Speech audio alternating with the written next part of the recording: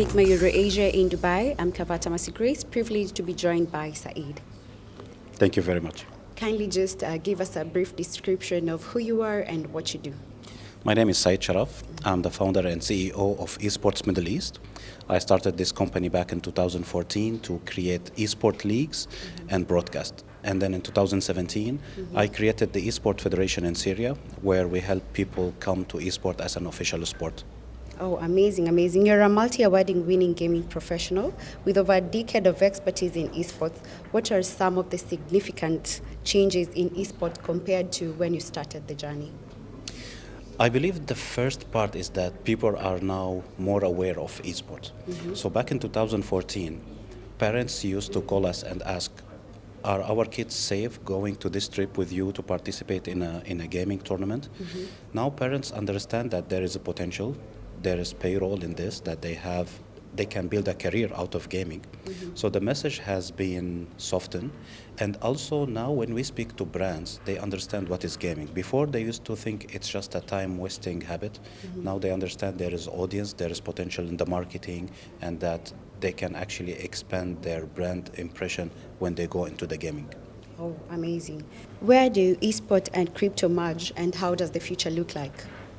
There has been a lot of talk about esport utilizing the blockchain as a way to process payment for the players as a prize pool, let's say, from the tournaments.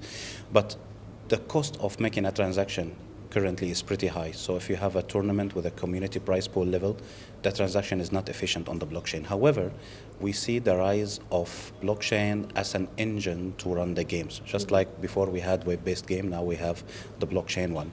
And perhaps in the future, we can have NFT as a prize pool for the players. So instead of having monetary prizes, they can have an NFT signed by a professional team or a player, creating a unique piece of art that they can store as a memory from that tournament.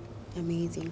So COVID-19 affected us as a world, and how did it affect the e-gaming industry, and what changes have you seen?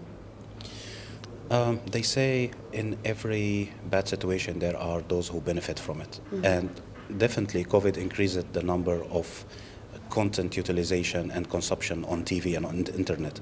So it was a boost for all the industry for 2020 and 2021. All the brands have spent a lot of money. The players has accumulated more hours playing together.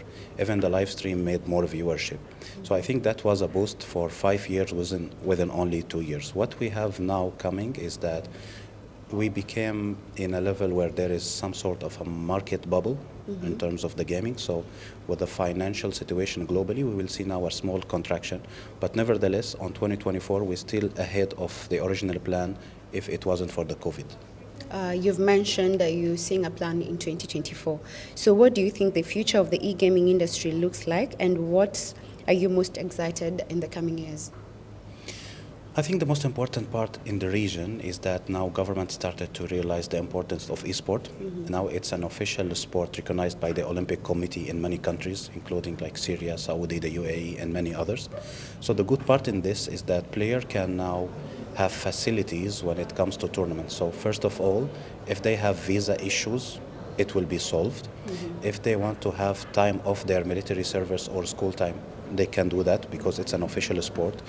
And perhaps the rise of having TV channels airing esport content, it has been increasing pretty good in the last year. So this will be a good way to promote esport and gaming to a non-endemic and more wider audience, like our parents, our nephews, those who are not gamers, but they hear about gaming.